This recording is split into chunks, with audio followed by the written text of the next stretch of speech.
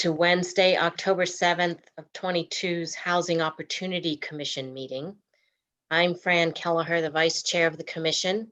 Roy Priest, who will not be able to join us today, has asked me to preside for him.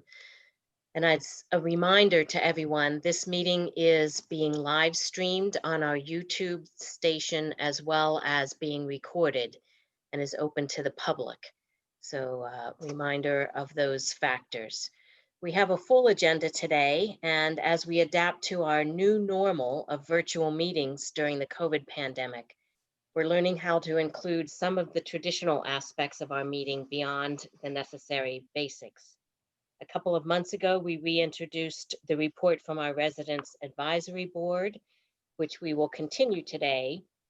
In addition, this evening, we will be reintroducing our additional practice of having 30 minutes of community forum in which members of the public may address the commission for a maximum of 3 minutes each. As this is our first virtual community forum, we ask your patience with any technical issues that arise as we proceed through this. I'll say more about how the community forum process works at that point in the agenda. However, first I would like to call the roll of commissioners to document who is in attendance.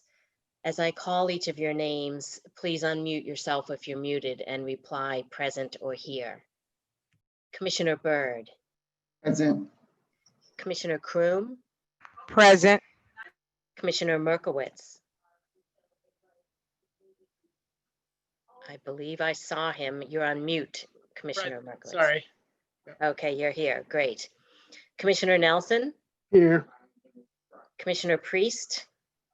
Commissioner Priest is absent this evening. Commissioner Simon. Here.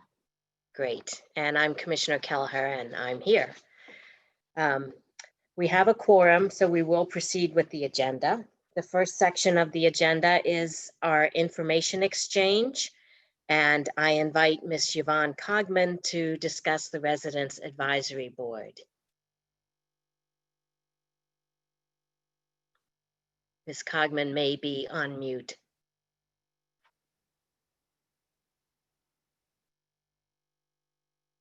All right, good afternoon. Good afternoon. And for the record, I am the former Vice President of the Resident Advisory Board, effective October 1st, when I submitted my resignation to the RAB and to the Housing Opportunities Community Partners, as I am no longer a resident under the jurisdiction of HOC. I first want to thank the other members of the board who are not here today with us, which is Ms. Lakia Thompson, Ms. Kathleen Flanagan, and Ms. Claudia Garcia, and also who is here, Ms. Linda Kroom.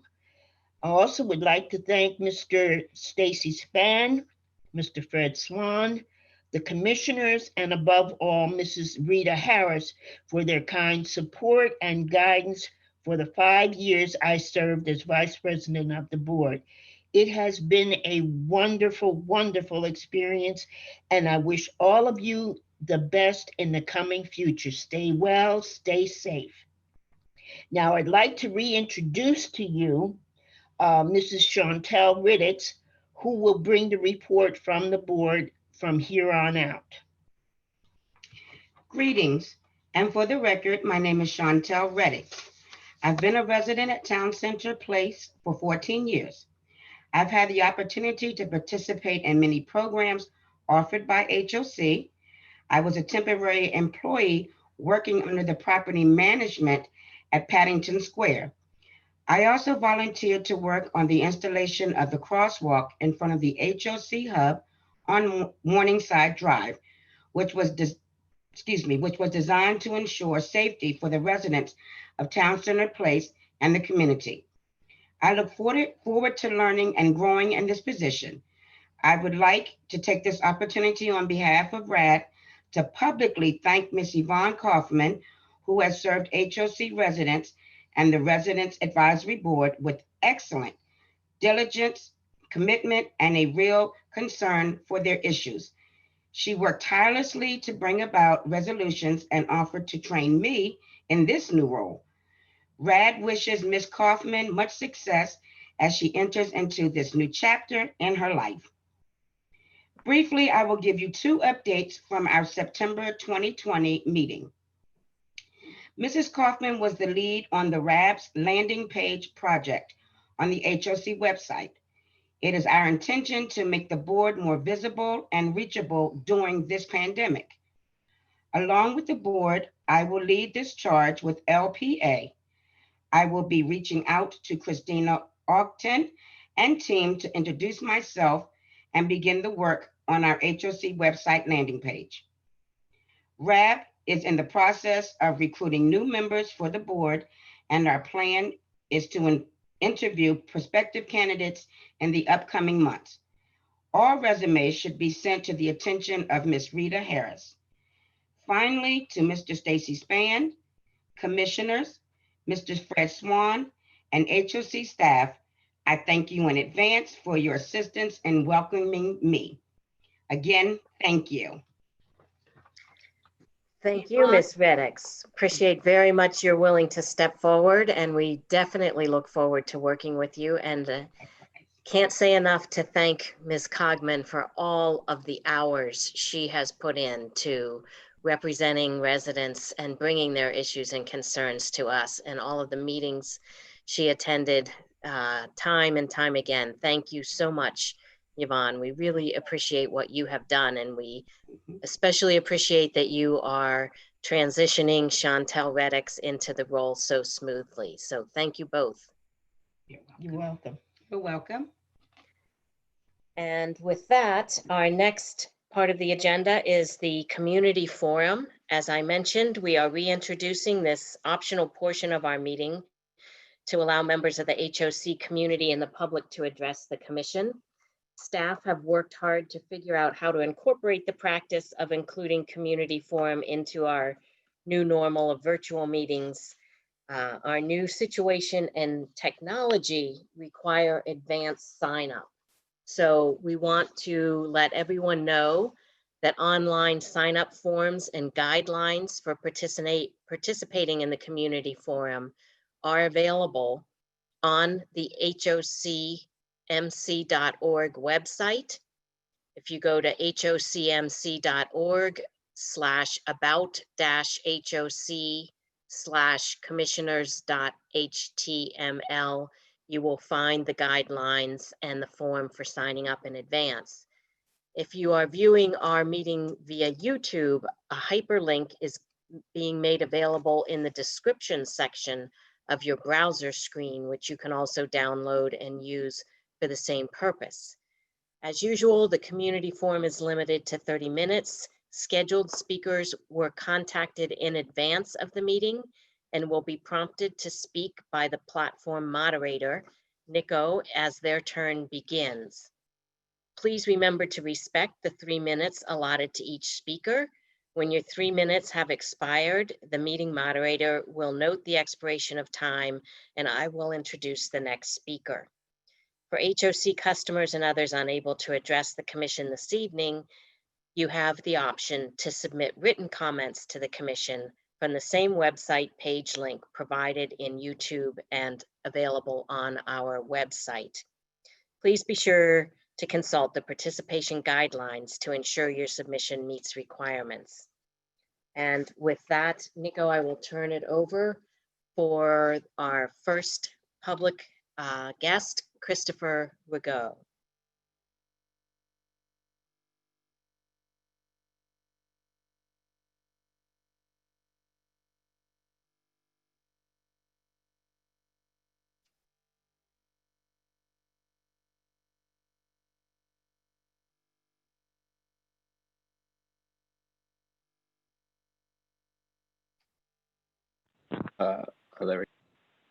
Hello?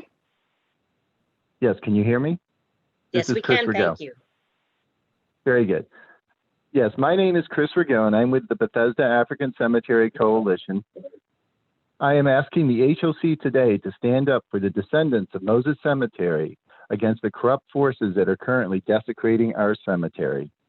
Since we last met in February 2020, our subsequent meeting was canceled due to COVID. The Parks and Planning Commission has gone ahead and issued the building permit to 1784 Capitol Holdings to begin the construction of another self-storage building on River Road. In our view, 1784 is in gross violation of the requirements of the building permit. They are required to have a comprehensive archaeological review, sifting all the soil being removed and safeguarding any possible funerary objects. They are not doing so. We have photographic evidence of items ranging from bone fragments to bottles to possible grave markers. The BACC has compiled all this photographic evidence and turned it over to the state attorney for prosecution. Without any results, we have called upon the Parks and Planning Commission and the county executive to halt any further construction until proper analysis can be performed. We have been rebuffed and ridiculed, and our efforts discounted as without merit. Now we have learned that Parks and Planning has hired the same questionable archaeological firm under development process, the future disturbance of parcels 175 and 177, which were universally acknowledged in our meeting that you attended in February as the symbolic borders of historic Moses Cemetery. The HOC, as owners of parcel 175, now stand as the sole authority who can meet the legitimate needs and demands of the descendant community and actively work with Macedonia Baptist Church to hire a nationally recognized African-American anthropologist that is acceptable to all parties. I am referring to Dr. Michael Blakey, who is the lead anthropologist on the development of the African Burial Grounds Monument in New York City.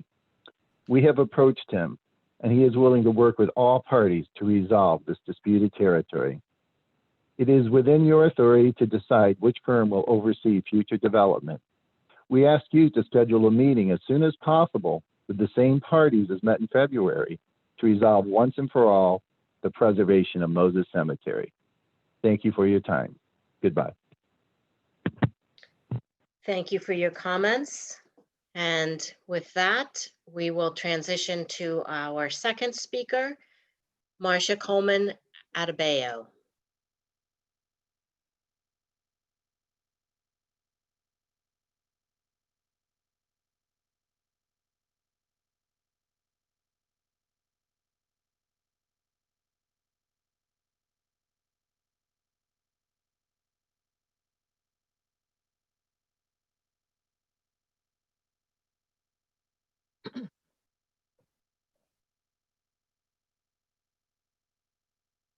I believe we can hear you.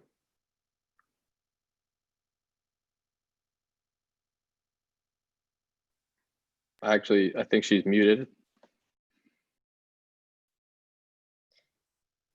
Ms. Adebayo, can you unmute your device that you're using to Can you communicate? hear me now? Yes, thank Can you. Yes, lovely. Commissioners, my name is Dr. Marcia Coleman Adebayo. I'm with Bethesda African Cemetery Coalition. For the past 4 years, BACC has singularly fought to educate the national and international community about the desecration of Moses African Cemetery. In fact, BACC was recently awarded a grant for our work on Moses Cemetery by the U.S. Commission on African American History. For your information, BACC does not limit our focus to the undisputed location of the cemetery that was established by White Tabernacle in 1911, containing the souls of members of Macedonia Baptist Church.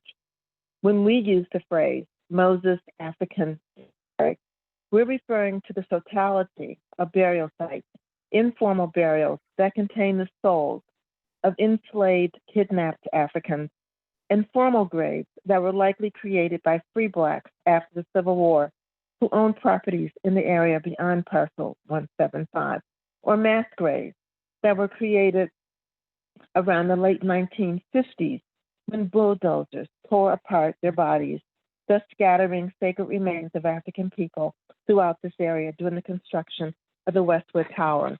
All of this constitutes crimes against humanity and falls under the legal framework of hate crimes. Before the pandemic, we started a process of negotiations with the HOC the county, and Montgomery Park. It is BACC's hope that we can continue this process as quickly as possible. After bearing witness to the violence of desecration this summer, witnessing the destruction of irreplaceable funerary objects, irretrievable biological materials, and the immoral and despicable carting away of possible decomposed African human remains by dump trucks to a landfill in Germantown, we are more committed than ever to stopping the desecration of our ancestors under Parcel 175. Rabbi Hetzberg of the National Synagogue calls the struggle for Moses the most important struggle in the world. We agree. Everyone that witnessed the atrocity of desecration this summer will also agree that the government, particularly Montgomery County government, has lost any moral claim to memorializing our ancestors. It is hoped that HOC, unlike the self-storage company, will not use public funds to hire consultants to attempt to divide two Black communities and circulate misinformation. For over 70 years, members of Macedonia Baptist Church and their families have been buried and desecrated under the HOC parking lot. As a community of faith, we are obligated and proud to fight for them. Let's talk. Thank you for your comments. The next speaker we will hear from is Louis Wolf.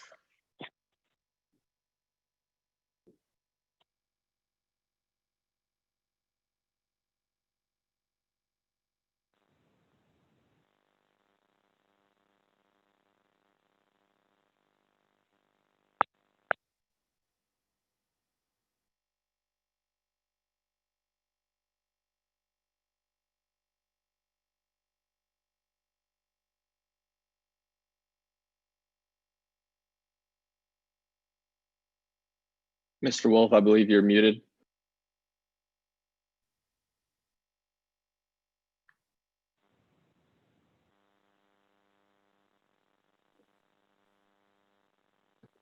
I think you can talk now.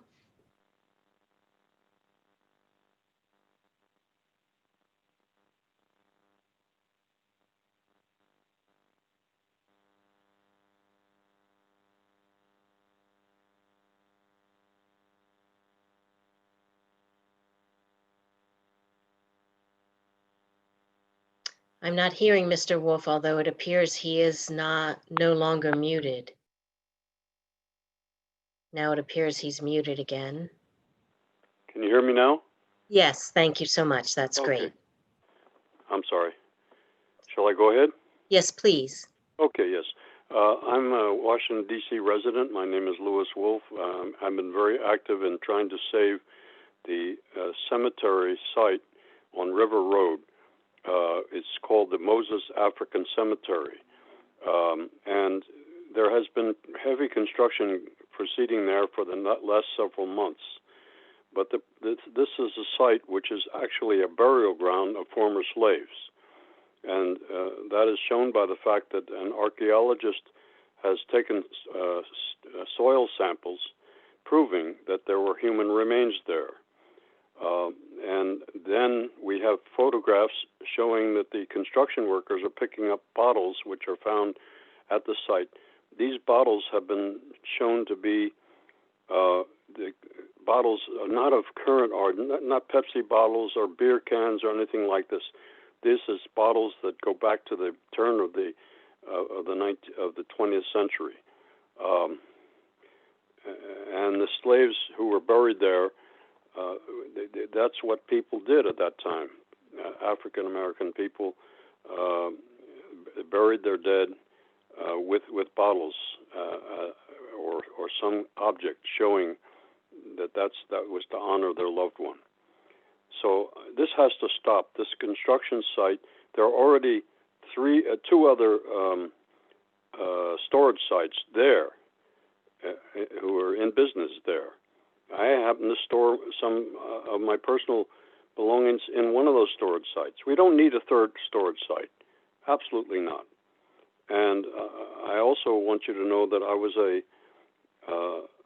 I took out a loan from Eagle Bank And then I read in the newspaper that Eagle Bank has loaned or given a loan to the construction company and the developers for this construction. This is horrible and has to end. And I really hope that the HOC will take this into consideration. This is a burial site. This is a cemetery. It's illegal to build construction on a cemetery site. So that's all I have to say, and thank you very much. Thank you, Mr. Wolf. We will Thank you. transition, if you're finished, to our next speaker, Reverend Adebayo. Yes, I'm done. Yes, thank you. Thank you.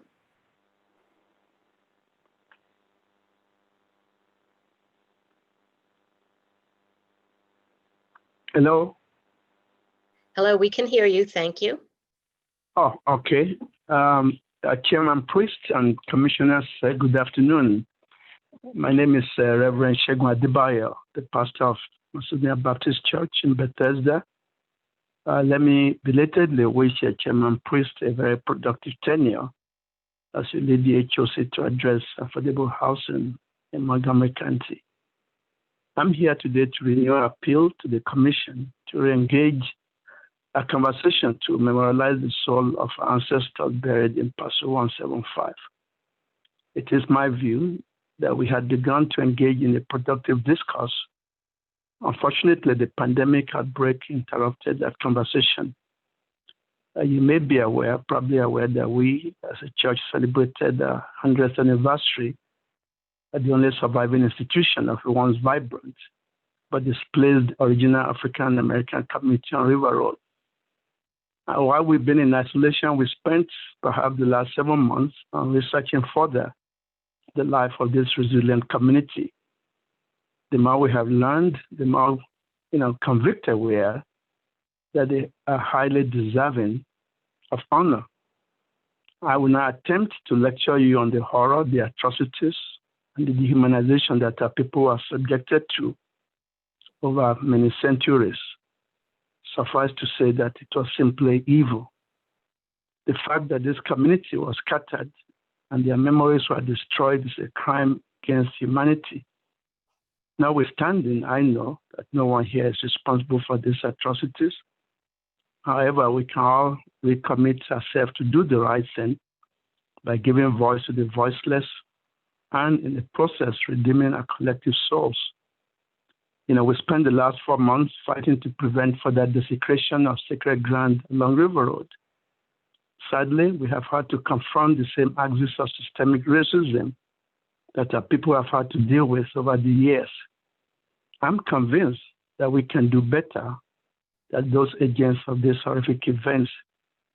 I'm therefore extending a hand of fellowship to you for us to re-engage in efforts to redress the injustice of the past, by creating a befitting memorial and work together to create a beloved community where justice and righteousness will reign. We know that the process might not be easy, but where there's a will, there's always a way. I hope and I believe that we can all come together to put this dark history behind us and look forward to a better future for our community, for us as a people. I thank you for your attention. Thank you, Reverend Adebayo. And we can now transition to our fifth speaker, Elizabeth Rosenberg.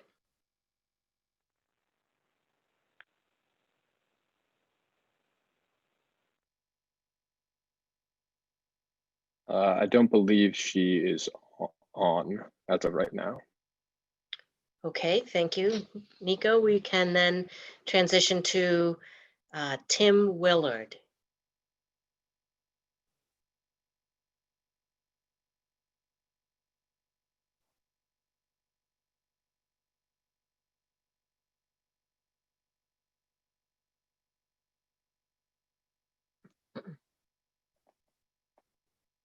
I believe we can hear you, Mr. Willard.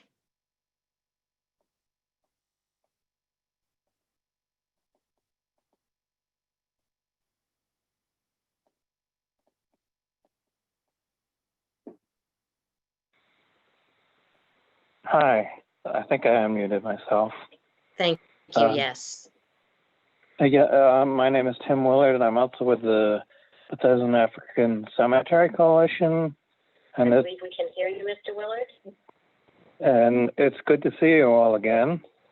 I wanted to stress the historical importance not just of the Moses African Cemetery. I think I unmuted myself. Thank you, yes.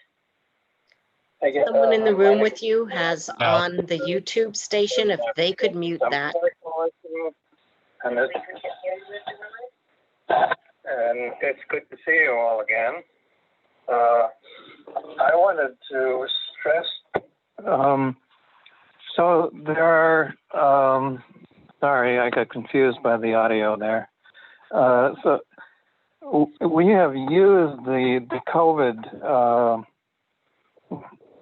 interlude to great purpose, and we've discovered more and more about the history of the African cemetery. The River Road African community really goes back to before the Civil War. The Moses African Cemetery. Someone in the room with you has on the YouTube station, if they could mute that. And it's good to see you all again. I wanted to. So there are actually 3 time periods in River Road's history with 3 different burial grounds associated to each: a pre-Civil War society of enslaved people, an African American community that sprung up immediately after the Civil War, and the post-1911 Moses Cemetery community. This is why serious archaeological study needs to be done beyond lots 155 and 157. We have documented at least 6 burials in River Road community prior to 1910. The evidence points to the existence of a community graveyard located on the west bank of the Willett Branch, which predates Moses Cemetery.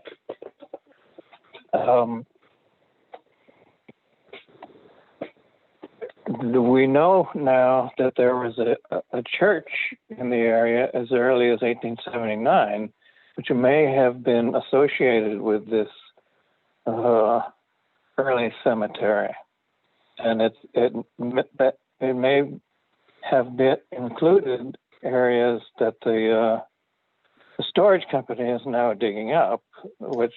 Mr. Willard, I'm afraid your time has expired. We appreciate your comments, but we need to transition to our next speaker. Okay. And I believe the next speaker is Adam Simon.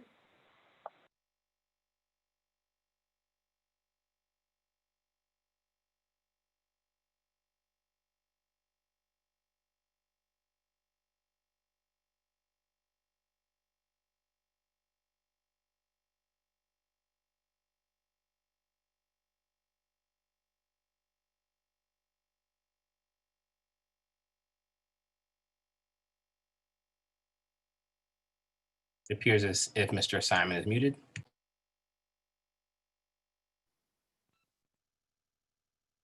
Hello, can you hear me?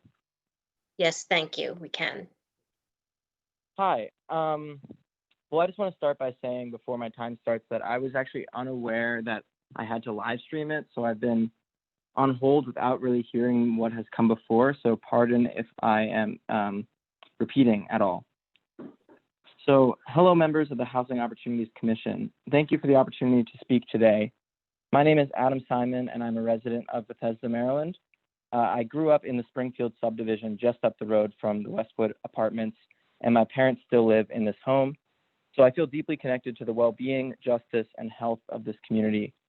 The Westwood Apartment was a big landmark when I was growing up in the area. In addition to having a few friends and classmates who grew up in the building, it was a part of the landscape of my youngest days and memories. I would walk around the Westwood neighborhood, bike along the small alleyways, and walk down the stream. I recently moved back to the area after graduating from college last year, and as the construction began on 5204 River Road in the spring of this year, I became aware of an aspect of this place's history which I was ignorant of before then. The fact that this was once a thriving Black neighborhood, and that they were systematically displaced to make way for development. So I began attending the protests held by the Bethesda African Cemetery Coalition for this construction, and I learned more and more about this vital history.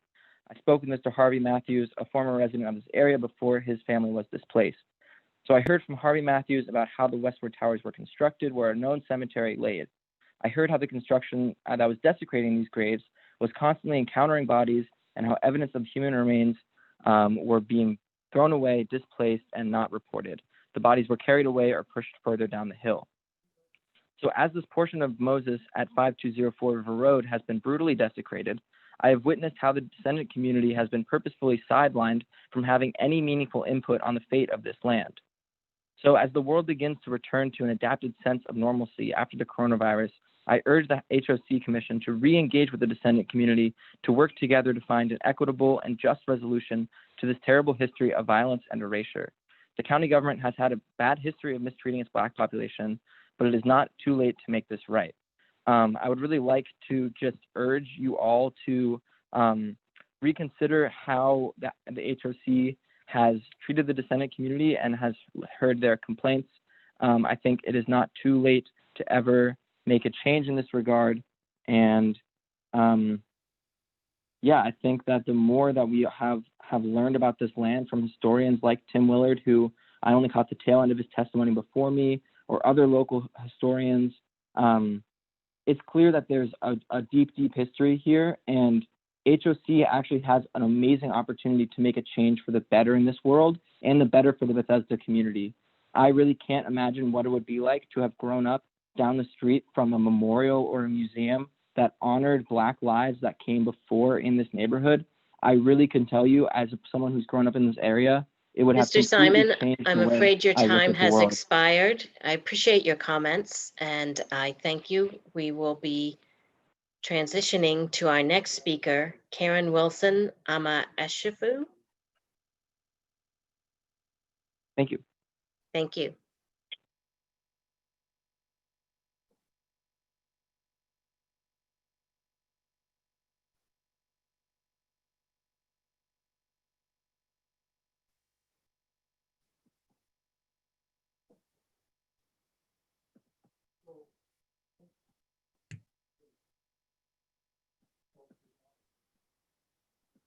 Ma'am, you appear to be muted. Would you mind unmuting yourself? Thank you. I believe I'm unmuted now. Yes, thank you. Am I in my 3 minutes? Yes, you are. Oh, thank you. So sorry. My name is Karen Wilson Ama Echefu, PhD. I am a member of the Bethesda African Cemetery Coalition. I promote and support and encourage artistic expression and activism on behalf of the fight against the desecration of Moses African Cemetery. I am going to tell a story now that references a letter sent by State's Attorney John McCarthy some time ago, when he said that he had visited Moses to speak to Thunderbird Archaeology. Neither of them competent, knowledgeable, and capable of identifying and speaking to the presence of African American burial objects, funerary artifacts. And so when I tell the story, I say that he is stepping over bodies because they are invisible to him, but visible to so many through the objects that are being taken out of this ground. This is a very unfortunate situation. He wrote to us to tell us that he saw nothing amiss, but of course, how could he? Because he wouldn't know what to look for. And so we sing. This is the scene of a crime. This is the scene of a crime. This is the scene of a crime, you know. This is the scene of a crime. Little girls are buried here. Little girls are buried here. Little girls are buried here, you know. Little girls are buried here. And little boys are buried here. Little boys are buried here. Little boys are buried here, you know. Little boys are buried here. Because this is the scene of a crime. This is the scene of a crime. This is the scene of a crime, you know. This is the scene of a crime. Cora Box is buried here. Cora Box is buried here. Thank you, Ms. Cora Alma Box is Eshefu. buried here, Appreciate you your know. comments. Your 3 Cora minutes have Box is expired, buried and we will be here. transitioning to our next This speaker, Tammy is a Hilburn. 250-year-old cemetery. It is hard to understand.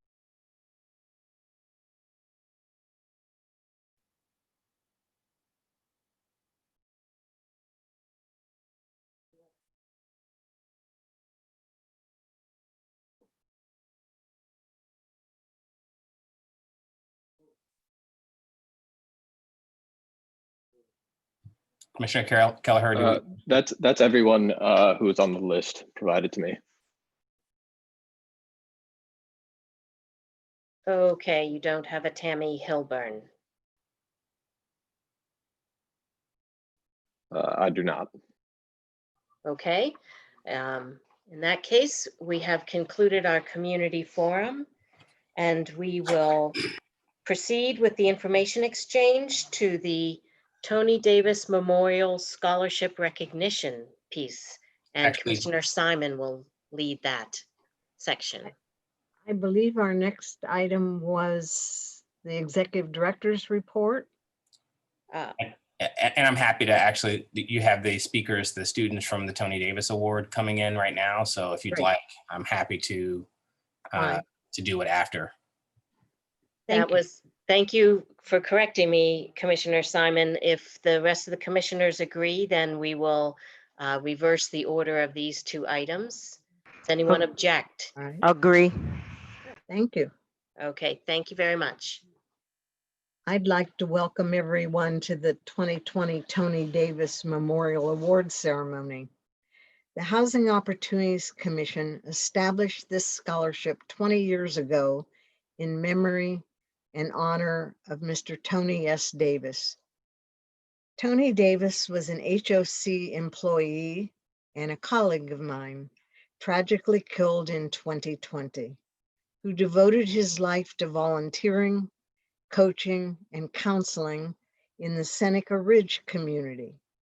Over the last 20 years, HOC has supported over 40 college-bound students from HOC communities with scholarships to help launch their college careers and start them on their way to their lives, adult lives.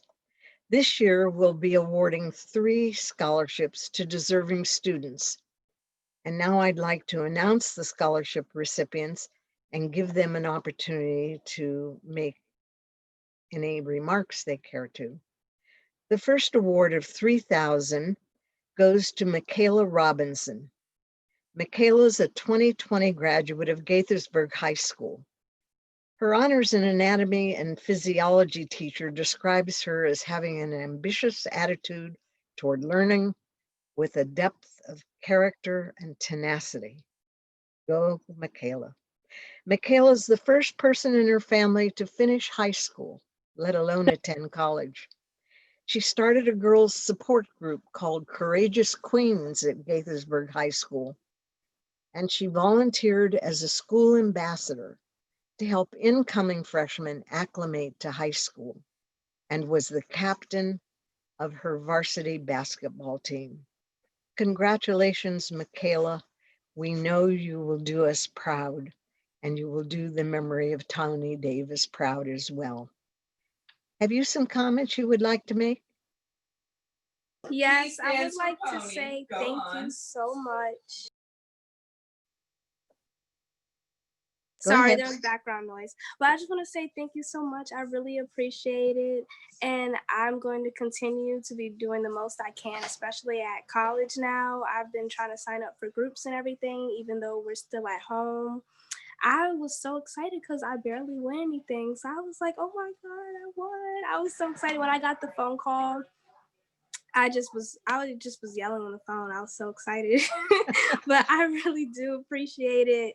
And then I love that you guys are doing this. And I just learned so much more about the scholarship just now. And that made me want to do even more because I just really appreciate it. I just want to say thank you to everyone. You're very welcome. And we wish you every good wish, and we hope to follow you with pride. Thank you. Definitely have to put in the work. Congratulations. The next scholarship award of $3,500 goes to Dimisha Hall. Dimisha is a 2020 graduate of Northwest High School. She's described as a leader who's goal-oriented and focused. She's the oldest of 3 children and is the first person in her family to attend college. Dimisha plans to major in clinical child psychology to become a child psychologist.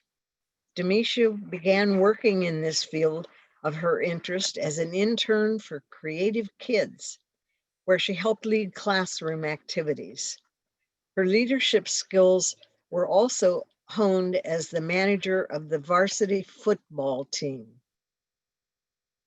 What an amazing accomplishment. Dishima, would you like to make a couple remarks?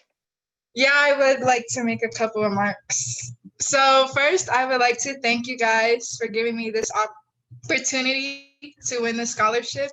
As Michaela I was surprised when I got the call because I kind of forgot about the scholarship. But then when I got the call, I was like, oh my God, I didn't expect it. And but basically this scholarship would help me to concentrate on my academics rather than have financial anxiety and stuff like that, because it did help forward my tuition and stuff like that. And it impacts me because it gives me the ability to support myself as well as my mom and stuff, so she doesn't have to worry about paying for books and stuff like that. And I really wanted to recommend the scholarship to others so that they could have the chance to feel financially secure like me.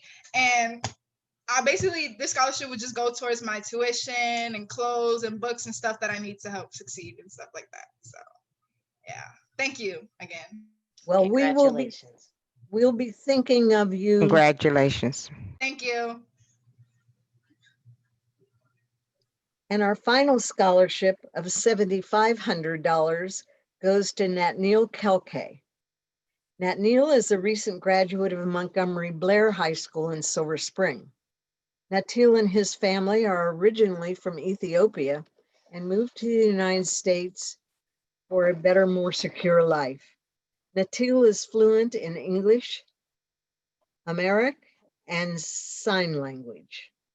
He wants to study the causes and effects of mental illness and would like to establish himself as a resource for the mentally disabled in developing countries by becoming a computational neuroscientist.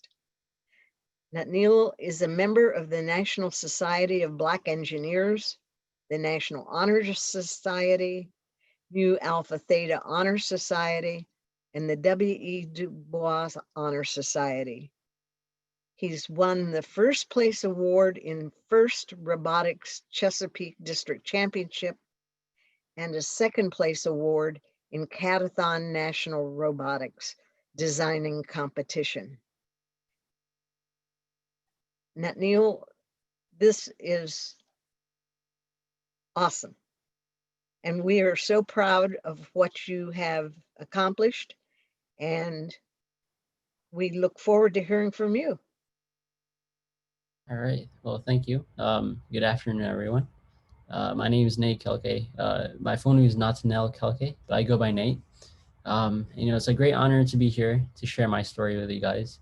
And I would have been here for those. If it weren't for those who made it possible for me. I would like to, first thank my parents. I think they're watching this online, for always being beside me and supporting me throughout my journey. I'd also like to thank Executive Director Stacy Spann and the Board of Commissioners, at HOC for making this possible. Additionally, special thanks to Mr. Spencer, Mr. Birdsong, and Mr. Swan for personally keeping up with me these past few days. I think she shared a little bit about me, but I came to the United States when I was 7 years old from Ethiopia. Growing up wasn't always easy. Being new to the country, especially not knowing the language, initially made it harder. But despite these challenges, I pushed myself to work hard and be the best that I could. And as she mentioned, I did robotics. I became the vice president, winning multiple competitions. I also started a nonprofit with my father, and raised a lot of money to help those, with chronic illnesses, those who are homeless, and supporting students that lack educational resources back in my home country, Ethiopia. As a first generation low income immigrant, going to college, wasn't something I thought was possible for me. But my parents were always there to push me, tell me it was possible. So they were a big help, and so thank you for those who were alongside me to my journey to college, and knowing that HOC has made investment in me to do well in school and achieve my goals is very motivational. So again, thank you for those who made it possible for me. Really want to thank HOC for their support, in helping my family. It's an honor to be a recipient of the Tony S. Davis Memorial Scholarship. Thank you. Congratulations. Congratulations. Thank you. Tony would have been very proud to have known each of you. And I trust that you will use this award meaningfully and that it will strengthen you and give you motivation to continue the path you have started and to hang in there. And congratulations to each of you. We're very proud of you. Thank you. Thank you. Thank you very much. It's great to see such bright minds developing and moving forward. Yes. And now I think we will allow our executive director to speak with us and let us know what he has been up to. So I'll just, good evening, commissioners and team. I'll just be a moment. First off, let me congratulate all three of those scholars who won Tony Davis awards, and wish them and their families every success as they move through college and beyond. And I want to point out that our team here at HOC has done a great deal of work to support customers and their families, helping them to achieve their dreams. And this is just one thing that this team, this agency offers. And commissioners, when we have these meetings once a month, you all hear from the public. But what you don't hear is that we're supporting approaching 40,000 folks in this great county. And during COVID in particular, we've doubled down on our support, and in so many ways that I think even the staff did not think possible. But we don't do that work alone. We're doing it with all of your support and guidance. We're doing it with partners, public and private, and we're doing it with families. And so I want to really give a sincere thank you to our entire team as they've navigated COVID themselves, but continue to support this county and our customers, and as they continue to look toward the future. as we just saw, those 3 students, I mean, that's what we're in this for. And while housing allows us to provide an appropriate platform for folks to rest and convalesce in some cases, to take care of one another, it really affords us functioning, vital community. And I think we don't celebrate that enough. I'm not sure we lift it up enough. And so I've been sort of reading a little bit more during COVID, and I'm sure you all are familiar with Brian Stevenson, the attorney who's the center of this whole Just Mercy novel. And he said the true measure of our character is how we treat the poor, the disfavored, the accused, the incarcerated, and the condemned. And we're all implicated when we allow other people to be mistreated. So when we're taking the opportunity to lift up these children and their families by extension, when our teams are working through their own struggles and supporting customers still, I think we're meeting the promise of what Mr. Stevenson said. And so with that, I want to point toward a couple things that we've done since last month's meeting, and then we can sort of move on. And you know, it really celebrates the multiple levels and dimensions in which we're working to support these families. And I could not be prouder of the job we're doing. Obviously, there's room for us to do better, and there's room for us to do more. But I will say I really commend this team for all their efforts. So I want to point you toward our family self-sufficiency activities, because those have continued even through COVID. And we've partnered with Emmanuel Brinklow Seventh-day Adventist Church to conduct financial literacy workshops. We had a number of customers participating virtually, and there'll be follow-up. And appropriate for the times, we worked with that same team at Emmanuel Brinklow to host a social justice discussion. Appropriate for the times, which pivots us toward, when we start talking about social justice and equitable treatment, we can't leave out where folks that we serve are on the financial spectrum. And so we're partnering now with our primary banker, PNC, on piloting a prepaid Visa card to help establish credit for folks and really start to, will continue to turn folks' lives around. They're reloadable. It's a branded debit card, Visa, so it's accepted anywhere. It also cuts down on fraud and abuse. And so I wanna just point out that folks aren't having to be submitted to credit checks. It's an easy enrollment, and it just is a lot more secure in this sort of COVID world as well, because people are able to just tap the card or give the number, reload it with cash. In addition to that, we're continuing to double down on our maintenance efforts, working with customers in units, trying to make sure that folks are taken care of. So proud of that. And I want to point out that and congratulate our Fatherhood Initiative team. We were awarded another grant and as a consequence funding. So we originally received that grant in 2016. And just on September 30th, we were awarded an additional grant. And so we've got more fatherhood programs to launch. Really excited about that. And again, when we did it before, we were the first and only housing authority.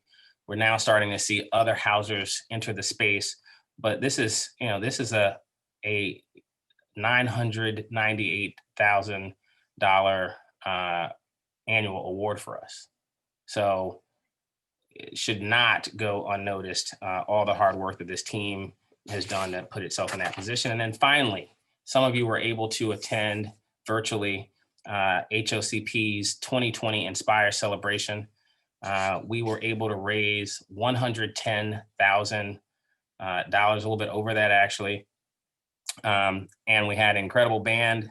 It was a great celebration. We had a number of guest speakers, and I wanted to give a personal thank you to the folks over at HOCP, including the board and our staff for pulling off what was a tremendous event last Friday. So with that, I'll take questions or comments, but it's been productive and we'll continue to do so. Thank you, Mr. Spahn. Do we have any questions from the commission? I just wanted to suggest that it probably is not too late to continue to donate to the Inspire celebration. And maybe Stacy could repeat how to do that. Sure. For folks who would like to. Absolutely. Thank you very much. It is absolutely not too late. In fact, it's never too late to donate. So you can visit the HOCP website. It's www.ho community partners. Is that correct, Christina? Yes. .org. So www.ho communitypartners.org. So you can visit that. There's a link for donate. There's a link directly to PayPal. You do not have to have an account at PayPal to donate. And so we're absolutely still collecting donations, and this support goes to fund many of the customer-driven, customer-focused opportunities that HOCP supports. So and that are so vital to our housing platform. Thank you. Right.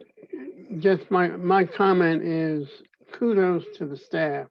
I think your report just outlines a number of great things that our staff does that a lot of people don't know about, things that our staff have been doing during these difficult COVID times. And I just sort of wonder how some of that will get out into the mainstream other than just those people who are looking here. I mean, a lot of people have no clue about what HOC does. And I think it's very important to get that message out. And I know it's very difficult to get it out, but I really would hope that we can double down. And I mean, just celebrating the scholars whom we've just recognized is in itself something very important. But the other piece and the Fatherhood Initiative that you undertook, what, 2 years ago? 4. Has it been 4 years? Yep. Time flies when you're having fun. Yep. But that is something that is really tremendous, because we all know that that's an area that really needs attention in terms of particularly lower income families and families where, in fact, a lot of the fathers are not living in the confines of the unit, but are in and out and visiting, and this helps to facilitate that. So I know I'm just going on, but I just think it's so very important that we do that, and hopefully folks can appreciate what the staff is doing. Thank I you, agree. Commissioner Nelson. Any other comments or questions for the Executive Director? If not, we'll move on to the Commissioners' Exchange. Do any of the Commissioners have information or news that they would like to share with each other?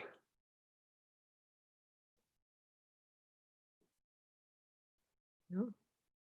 Hearing none, then we will proceed to the main portion of our business meeting, beginning with approval of minutes from the September 9th, 2020 meeting and the September 9th, 2020 administrative session.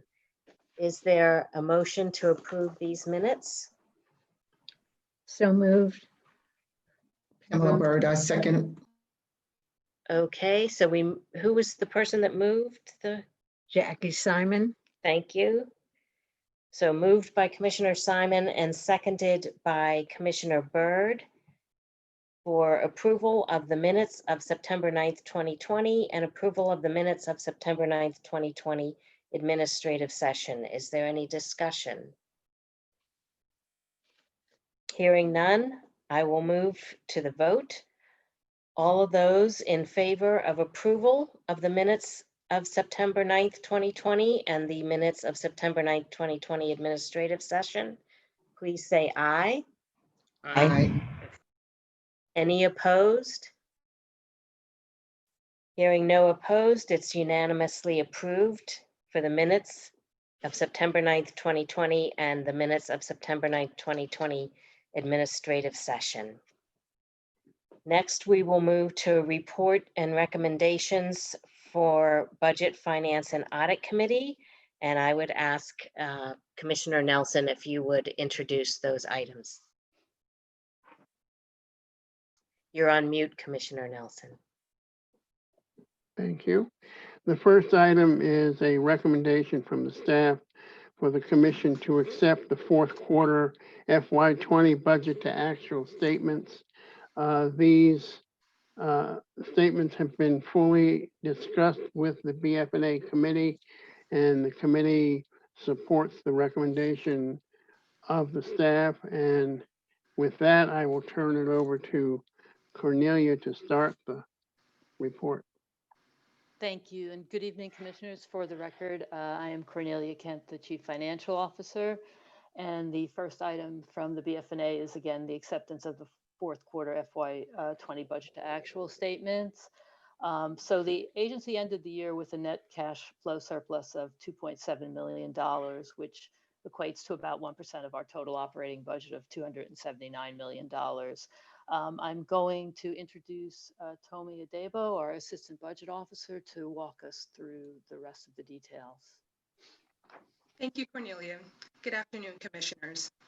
As Cornelia stated, the agency ended the year with a net cash flow surplus of approximately $2.7 million, which equates to 1.52% of the operating budget when we exclude HAP. It is important to note that the FY20 amended budget included a contribution to the operating reserve of about $1.6 million and $1.15 million to the property reserves. If the contributions were made, we would have a variance of 0.005%. The primary causes were higher than anticipated income, coupled with savings and expenses that were offset by lower than projected cash flow in some of our unrestricted properties. At the end of the year in Opportunity Housing, several properties exceeded budget. However, we did not take more than budgeted for the entire portfolio. Within the public housing program, the two properties with activities ended the year with a surplus of $218,297 as a result of the RAD conversion. The surplus will be restricted to the fund. In the voucher program, the program ended the year with an administrative surplus of approximately $890,000 that will be restricted for future administrative costs in that program. Staff recommends that the $2.78 million surplus be held in the general fund to offset any loss to income. I'll be happy to answer any questions you may have at this time. If I can, before we entertain other questions from commissioners, on the last item that she just mentioned, the surplus that's being held in the general fund, we discussed this issue, and obviously because we're going through COVID, there is the possibility that our revenues could fall below our expectations, and therefore there might be a need for some additional funding to offset those shortfalls. We have in our annual budget an amount that normally goes into a reserve. This is left over from last year, but the point I wanted to make is that in any event, staff will be advising the BF&A committee and the commission when there is a shortfall that requires a need for the utilization of these funds. So it is something that we will be tracking throughout the course of the fiscal year. Thank you. With that, is there a motion to accept the fourth quarter fiscal year 20 budget to actual statement? I so move resolution 20-67. Is there a second? I second, Commissioner Croom. Thank you. Okay, the motion has been made and seconded to accept the fourth quarter fiscal year 2020 budget to actual statements. And we will ask for any questions or debate.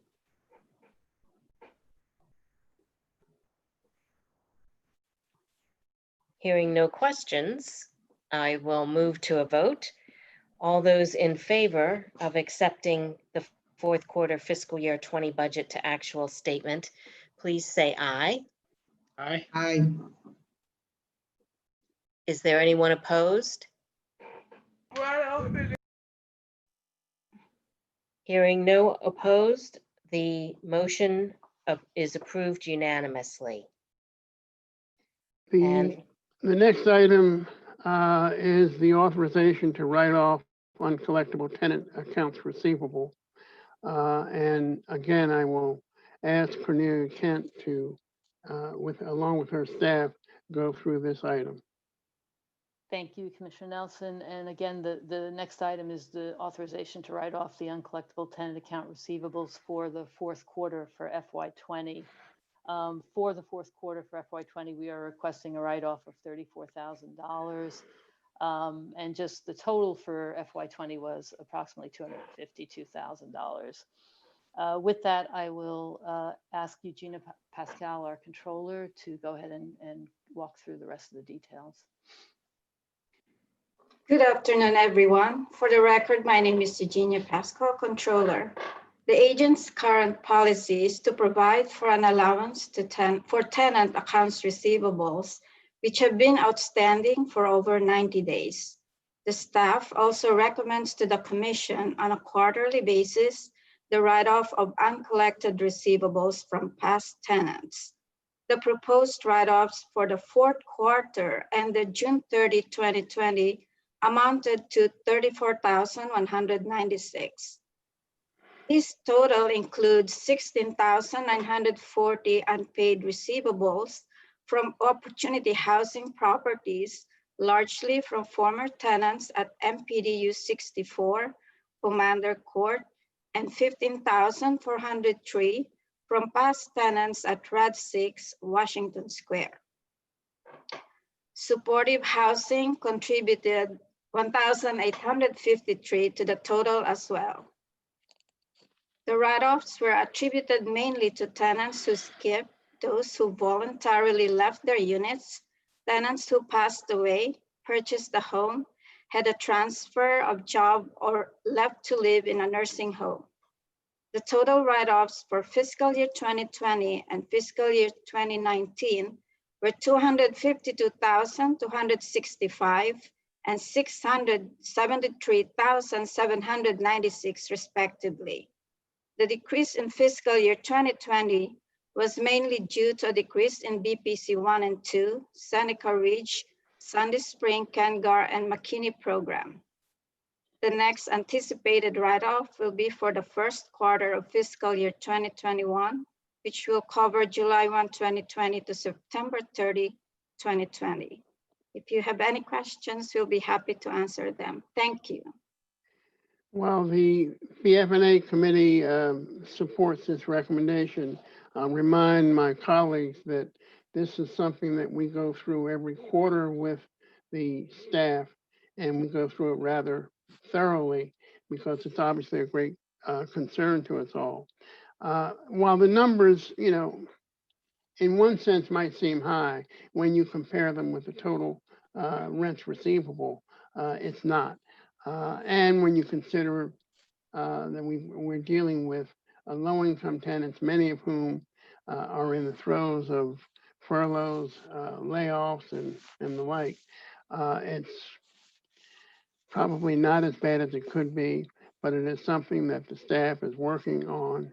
And the other part that is equally important, and we follow up on each month, each quarter, is that the staff is trying to work with these families to work out the issues that they have, to see what's possible in terms of recouping some of these funds and putting them back on the financial path that they need to be. With that, I'll ask if, Actually, oh, can I ask should I ask a question now or after? Sure. All right. So just curiosity, was the number sort of also lower because of forbearance on missed rent due to the pandemic? And are we expecting to see a large increase in this number in the first quarter, or you know, for the July through September period, you know, because of that, or will that still be an issue for the forbearance? So we do write-offs for past tenants. So we will expect this number to increase, but we will expect it to increase once the eviction moratorium is lifted and people start leaving the units if they choose to leave the units. Okay. Yeah, no, that was what I was wondering. So would it have been higher this quarter if not for that eviction moratorium? Possibly, yeah. Yeah. It may have been higher, but we're talking about the end of our fiscal year. So even then, there would have been a lag for some of those months that we wouldn't see until first or second quarter of the next fiscal year. I don't know that it would have been significantly larger though, just because of the timing. Right. Okay. No, thank you. That was all.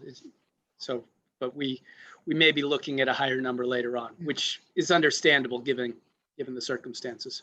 We will almost probably be looking at a higher number later and then into a few quarters. So if we looked at sort of same time last 2 years or 2 years ago or 3 years ago, my guess is that we will very likely be looking at a higher number. I can't give you an order of magnitude, but an actual percentage. But I think it's going to be higher. Commissioner Byrd, I have a question. Is it possible to break down the data more to give more numbers on the categories, such as people who passed away or purchased a home? I know Commissioner Nelson mentioned that they discussed the staff reaching out and trying to better collection or start that. But really, it wouldn't make sense to put efforts towards if a tenant passed away or moved to a nursing home. So is it a way to break down the data more in those categories, or no? Yeah, there is. As Okay. long as we have a good reason for it, yes, we can break it down a little finer. But there's still going to be a fair number of sort of we don't know, because we in the event that a tenant has skipped, I mean, there could be any number of things going on there. The most conclusive is obviously that they've decided not to pay rent, and there's a direct correlation with the write-off. No, I understand that, but I just would like to see more of what's the percentage of those who skipped versus left versus passed away. That's more of what I was talking about. I realize it's going to be any number of reasons, but I was just talking about the categories that we have here. Do we have more data on the percentage in those categories? If not, then no worries. We'll work with the staff for the next quarter to give you some information on that. Thank you. I understand it also, the staff continues to make an effort to collect any of these fees that from people from whom it's possible to collect and follow up, if I'm not mistaken. That's correct, yes. But even ahead of it, and it doesn't show up here, but particularly during this time, when there's a rearage or we're seeing slow pay, the team is working actively to establish a relationship around repayment, intent, and so forth with customers. Do we have any idea of what comparison our experience is with any of the private property management firms as to their write-offs and losses? Honestly, we're probably one of the only entities that discloses something like that in this way. My guess is that what data folks are going to give us is not disaggregated enough to give us any real meat. Just anecdotal. Correct. Okay, thank you. So, Commissioner Kroon, so what you're saying is the MPDU 164 and Washington Square accounted for a majority of the write-off. Am I correct to say? That is correct for the quarter. Okay, so I will have to piggyback on what Commissioner Pamela said. If we could have categories to know at the next meeting, or not next meeting, but at the next fiscal, if we would know just how many, because I always stay concerned with the write-offs with the tenants. And I did ask a question about that with Stacy, and y'all asked the same questions because I'm listening to it now. But I every year it seems like we have the write-offs, but we can't understand how many. If you don't have numbers, can you more or less categorize? How is it a different section? Because I see you have Washington Square on here. Well, we only have Washington Square on here because we wanted to attribute the source of the primary concern, right, where most of those write-offs are emanating, right? But there are a number of reasons why from this particular area. It just it's not always this way. It's not always a single property or two properties. So we will work on a report to give you additional data. Stacy, I think as you're doing that, it would be important to know how many households these dollars represent. Is it just one family that we've worked with for a long time and they just can't get it together? Or have several people moved to nursing homes and vacated involuntarily? Or have there been in a building for the elderly 2 deaths? Or so are we looking at a number of these discrete reasons attached to the properties, then related to number of households that are involved when you consider the tremendous number of households that we accommodate? So again, we'll work on a report that gives you disaggregated data. Right. I'm going to stop short of disclosing. When we start to disaggregate the data, I'm going to stop short of disclosing information that would identify particular households. Absolutely. I want to be very clear about that. Right. And so unless there's some anomalous activity or something that happens, like in a particular, we found again in Washington Square that we were continuing to see this activity over and over and over again, then obviously we would disclose at great numbers, we would disclose that. Yeah.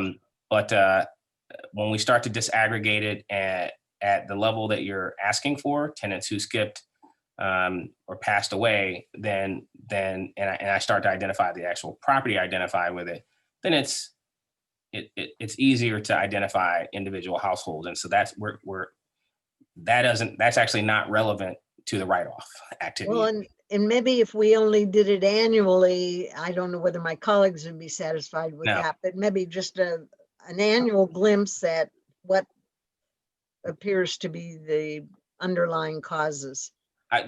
So I think that the causes are that life happens and that people are going through stuff at varying levels in various communities at various points. And in some of those instances, persons are unfortunately passing away, and others, people will purchase a home and leave us with a balance, and others folks will, and so that's sort of a skip, right? And so in those instances, we won't have as much information, but certainly if someone has had a significant arrearage and skipped out on that, then we can obviously disaggregate it, disclose it, and give you a sense of directionality. Okay. Sure. Thank you. Okay, it sounds like staff is going to put together some more information for us on this. In the meantime, would anyone like to offer a motion? So moved. Move resolution 20-68. Okay, thank you. Commissioner Nelson moves. Anyone want a second? Commissioner Croom seconds. Commissioner Croom, thank you very much. So the motion is to authorize write-off of uncollectible tenant accounts receivable, number 20-68. We've had a lot of debate, but just to follow Robert's rules, I'll ask if there's any questions or debate on this motion before we move to a vote. Hearing none, I'll move to the vote. All those in favor, please say aye. Aye. Aye. Aye.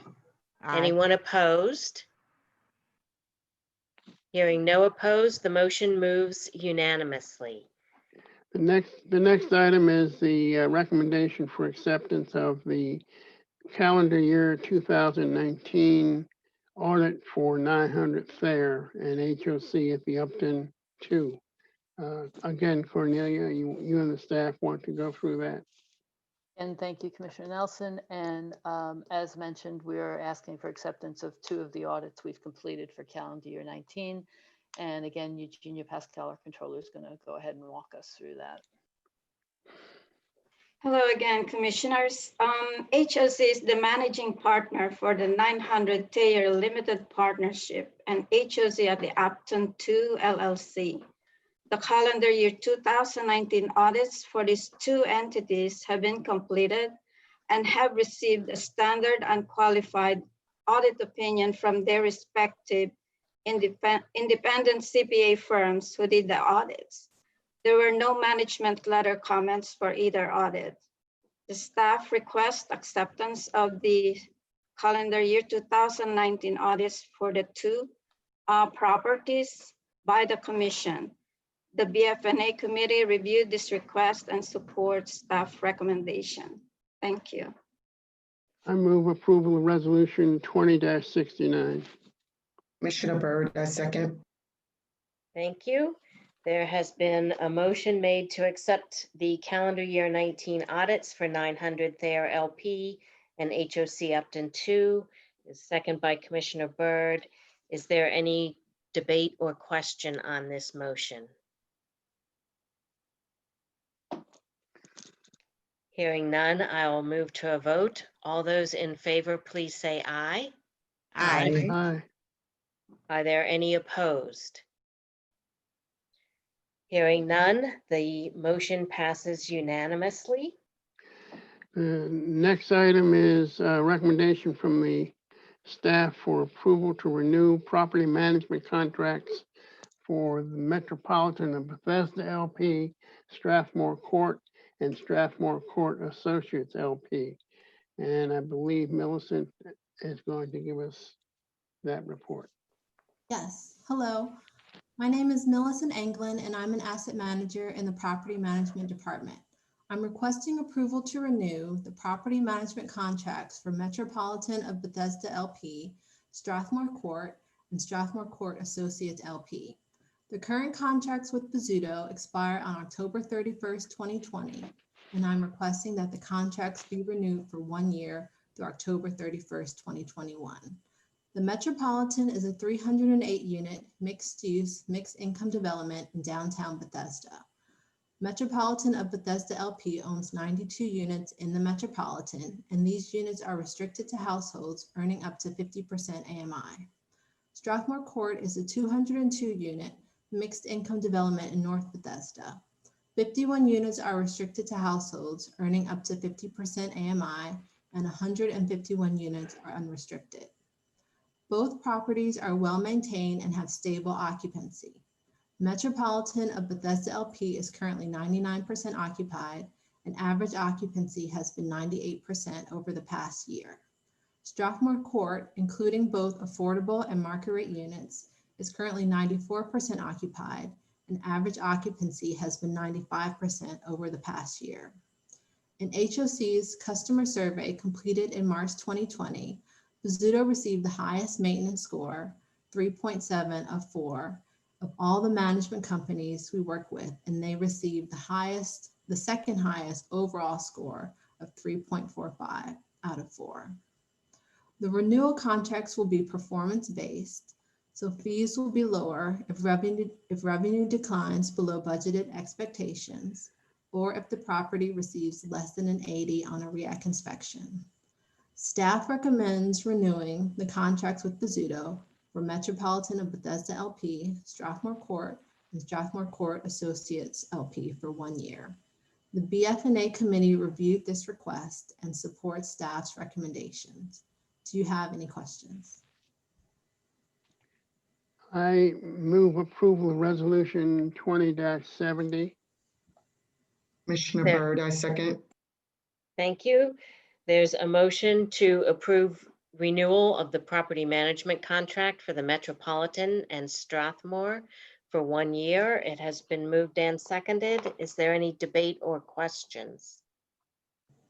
Have all questions of commissioners been answered, if they have any?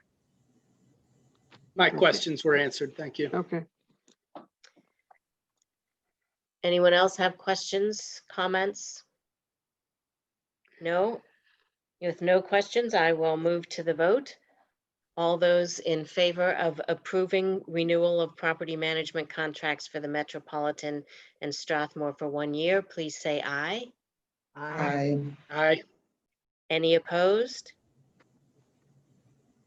Hearing no opposed, the motion is passed unanimously. The next item is the recommendation of staff for approval to renew the property management contract at Spring Garden 1 Associates Limited Partnership. And I believe Jay Berkowitz is going to do this Yes, report. good afternoon, commissioners. For the record, Jay Berkowitz, asset manager for Spring Gardens.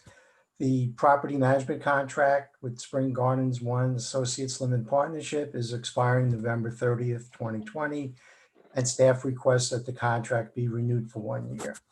Spring Gardens is an 82-unit garden-style apartment community of 25 market rate and 57 light tech units of 55% of the median income. Spring Garden is located in downtown Silver Spring, within walking distance of the Silver Spring Metro. The property received a score of 98A for its most recent REACT inspection, and the property has maintained an average occupancy of 98.5% over the last 2 years. Oh. The renewal will be performance-based, so the management fee would be lower if revenue declined below the budgeted expectations. In addition to occupancy, performance criteria will include REACT scoring. At the September 22nd meeting, the Budget, Finance, and Audit Committee informally reviewed staff recommendations to renew the property management contract for Spring Gardens for 1 year. Staff requests that the commission approve the property management contract renewal with Edgewood Vantage for 1 year at Spring Gardens. Does anyone have any questions? Just a question. I did get some information about the customer score, sort of customer survey scores.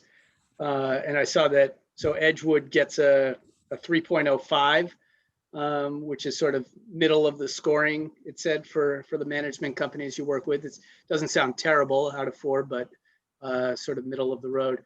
Just curious, so what's the follow-up to these customer surveys when they get a slightly lower score? Is there, do we work with them on ways to improve those scores or be more responsive to customer concerns? So the scores are a point in time, which is why it's problematic. It's not sort of continuous data, as if we have a portal and folks can can sort of let us know what's happening so that we're recording both good and sort of negative experiences.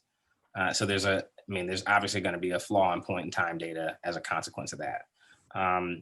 In terms of follow-up, we're constantly working to incent property management companies to be more communicative, to be more productive and efficient. And so, and that's part and parcel why you're hearing both Jay and Millicent call out particular components of how we're structuring the contracts with the appropriate incentives to ward off any sort of lackadaisical efforts.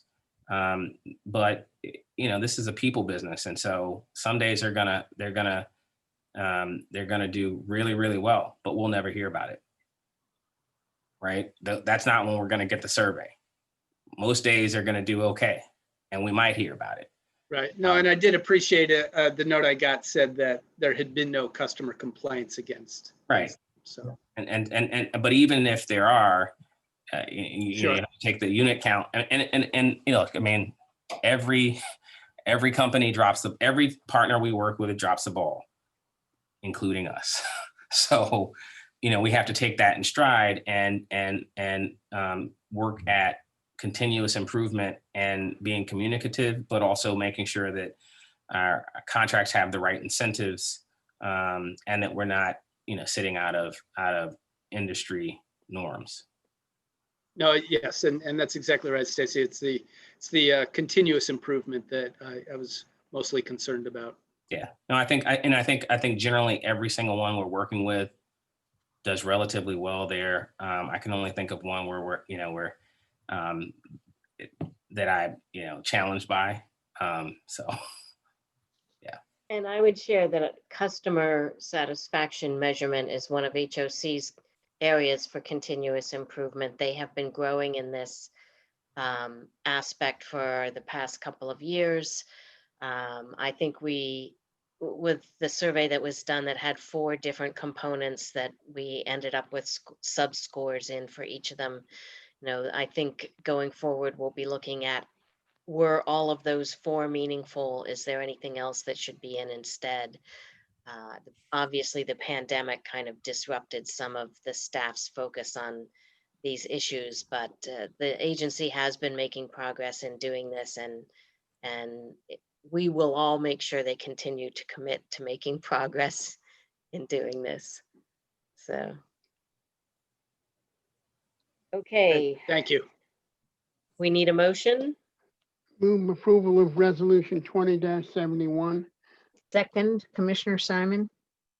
Okay, we have a motion to approve the renewal of property management contract for Spring Garden 1 Associates Limited Partnership.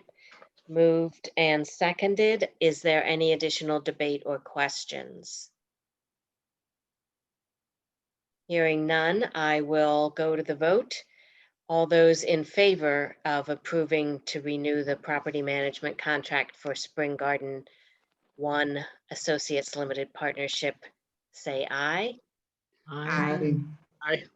Anyone opposed? Hearing no one opposed, the motion is carried unanimously.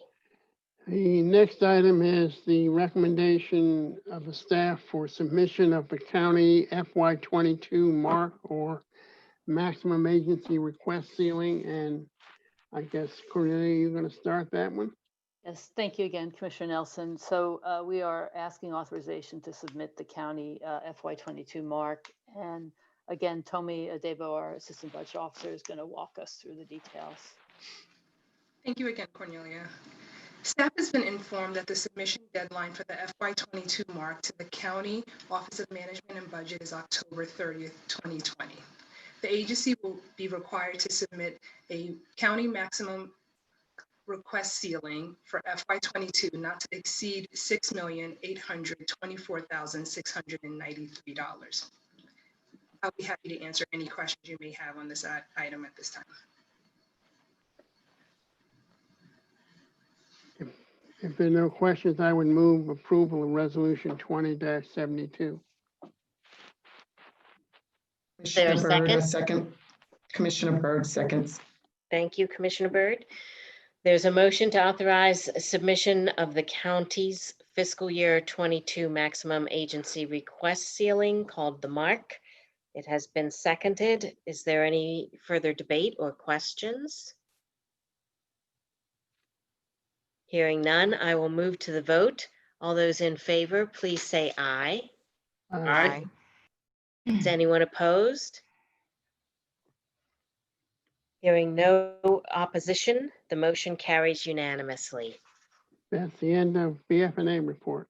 It is. We get to move to a new section, the Development and Finance Committee.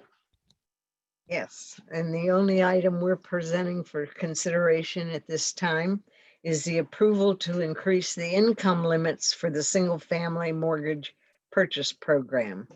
And I trust Corrine Brown and Jennifer Arrington will be carrying this item. Sure. Good afternoon, Commissioners. For the record, I'm Kayreen Brown, Chief Investment and Real Estate Officer. And before I turn over to Jennifer Arrington, just a quick background. Each year, HUD publishes area median income numbers, and these are affirmed by the IRS, particularly for participants who receive mortgages that are funded using private activity bonds. And as you know, we have a pretty vigorous bond program. And so in addition to those publications, the Commission typically, or it is customary for the Commission to approve any changes to income limits in accordance with figures that are published by the IRS. And so here tonight, we're asking your approval to increase the income limits for the mortgage purchase program. Jennifer will walk you through the details, and we'll take your questions as we go through or at the end. So with that, I'll turn it over to Jennifer Arrington, our Assistant Director of Bond Management, who's accompanied by Paulette Dudley on her staff to discuss this item for you. Jennifer, please go ahead. Great, thank you, Kayreen. Good evening, Commissioners. The Single Family Mortgage Purchase Program follows the IRS regulations, which guides the maximum sales price and income limits for the program. And today, given the newly HUD published area median incomes in April, which represents a 0.8% increase, you have a request proposing to increase the income limits of the program. Page 70. No. You can move to page 76. We have provided 11 years of actual borrower sales price data showing the maximum, average, median, and minimum sales prices annually, with the highest sales price reaching $535,000 in fiscal year 20. The current maximum sales price is almost $654,000. Therefore, at this time, we do not recommend increasing the sales price limit, which could be increased to almost $680,000. Page 77. With respect to income limits, we have provided a comparison of the area median income limits published over the last 10 years in comparison with the program's income limits. While we reported that the fourth quarter of FY20, while we reported that for the fourth quarter of FY20, the program's average borrower was a household of 2 persons and with an annual income representing 85% of the AMI. Please note that as of the end of FY20, the overall median incomes for each household size fall within the following AMI: 72% AMI for 1 person, 98% for 2 persons, 74% for 3 persons, 64% for 4 persons, and 54% for 5 persons, and 60% for 6 persons. Minimum incomes of borrowers within the program range between 23% AMI and 46% AMI. And I'm happy to revise your commission packet to reflect this additional program data. Since 2008, IRS regulations allow for the high cost areas to set limits for a 1 to 2 person household as high as 120% of the area of AMI, and for a 3 person household as high as 140% of the AMI. With HUD publishing its new area median incomes and adjusting for the high housing cost area, staff recommends increasing the maximum income limits for the program to $105,840,000 for one person, $151,200 for two persons, and $176,400 for a three-person household, three-person or more household. Assuming a home buyer meets the program's qualifying criteria, a one-person household could qualify for a home selling for approximately $526,000, which is within the current sales price limits.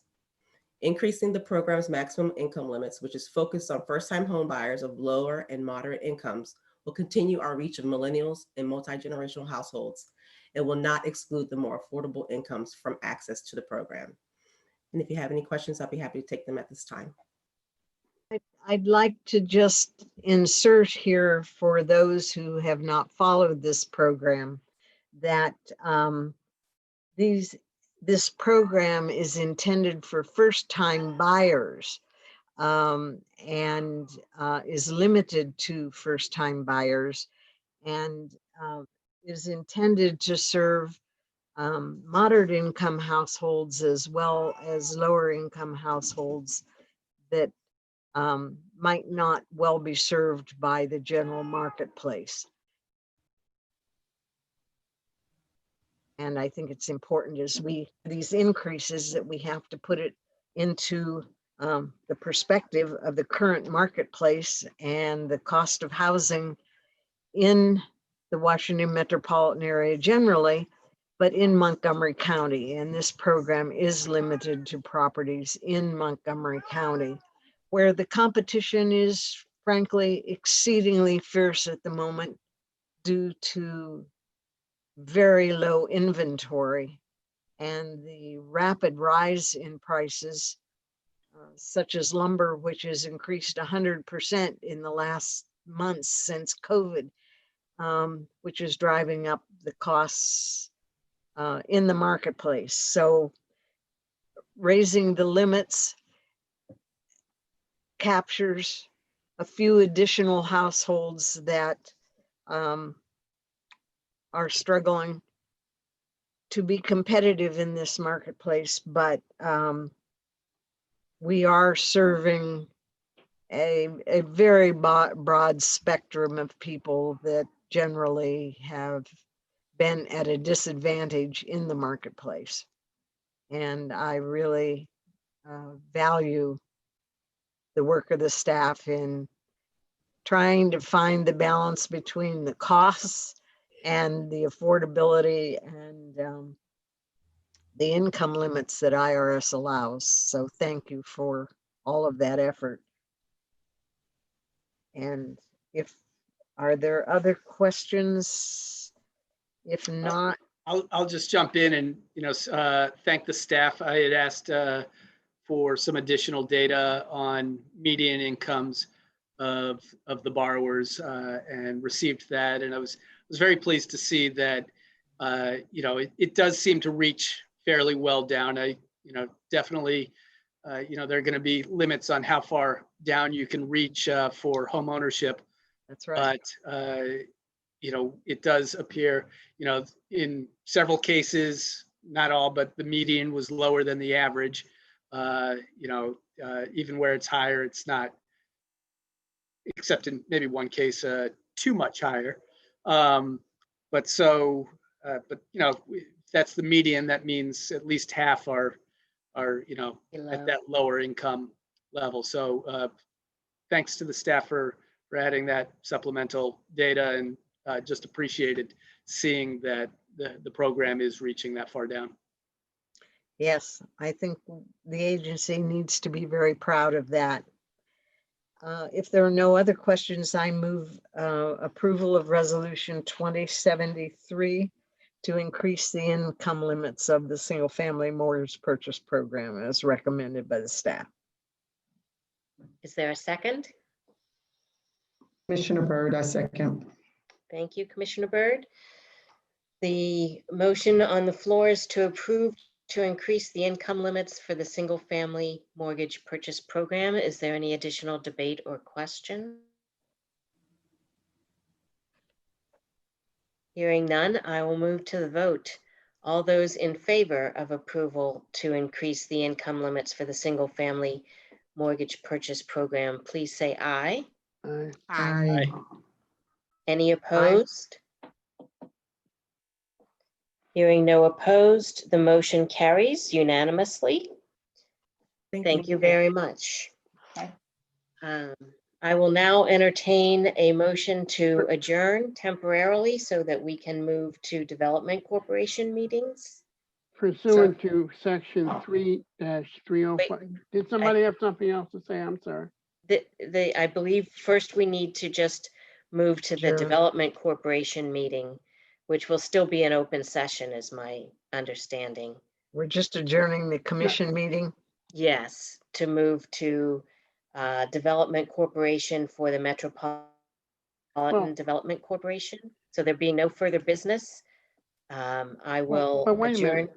Can't we can still pass the motion to adjourn to a closed session and then have the Development Corp after it's adjourned. It doesn't, the order in which you hold the meetings, whether it's closed session or Development Corp, doesn't matter. The fact is we're adjourning the primary meeting of the commission to go into a closed session. We'll go into it. I think that's right. Isn't that right, Asha? Yeah, that's right. Okay. So pursuant to section 3. Is the Development Corporation meeting a closed meeting? No, those are not closed meetings, but we will adjourn the HOC meeting and vote to go into closed session after we open and close the Development Corporation meetings, but both of those are open meetings. Gotcha. Now I understand. The development, Jeff, the development corporations for tax purposes are absolutely separate from the commission, and we have to meet separately and apart from the commission, not mix the two. So that's why we've got to go through these hoops. Sorry for interrupting you, Commissioner Nelson. No, that's all right. Pursuant to section 3-305B of the General Provisions Article of the Annotated Code of Maryland, I move to adjourn this open session to a closed session to consider the acquisition of real property for a public purpose and matters directly related thereto, and to comply with a specific constitutional, statutory, or judicially imposed requirement that prevents public disclosures about a particular proceeding or matter. So move. Second. All those in favor? Aye. Aye. Anyone opposed? Okay, the motion to adjourn carries unanimously. And I will open the Metropolitan Development Corporation meeting. Is there a motion for the Metropolitan Development Corporation meeting?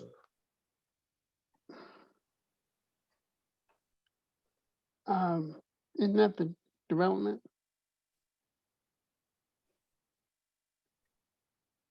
Is there anyone going to address this issue?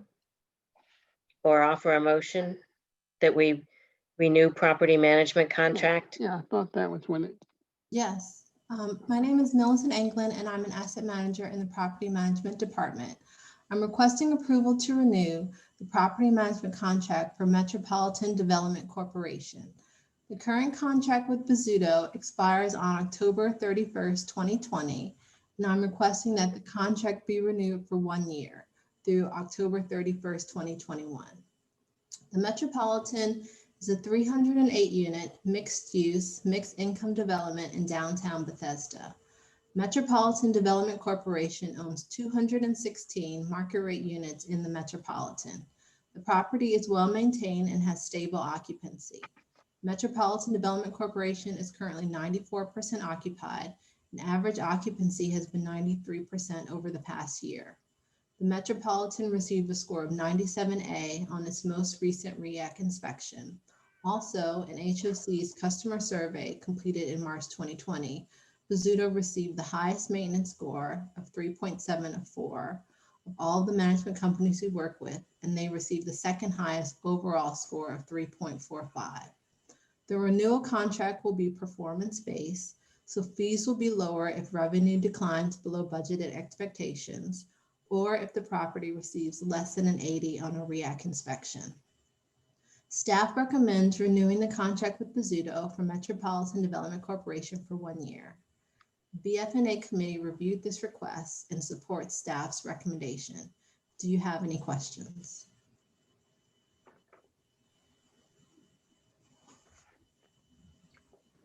Do I hear a motion? So moved. Commissioner Simon. Thank you.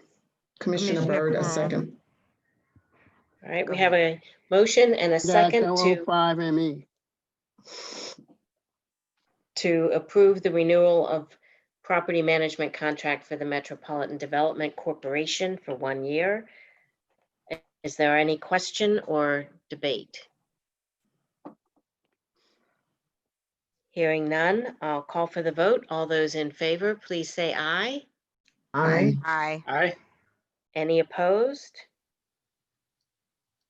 Hearing no opposition, the motion passes unanimously. Thank you.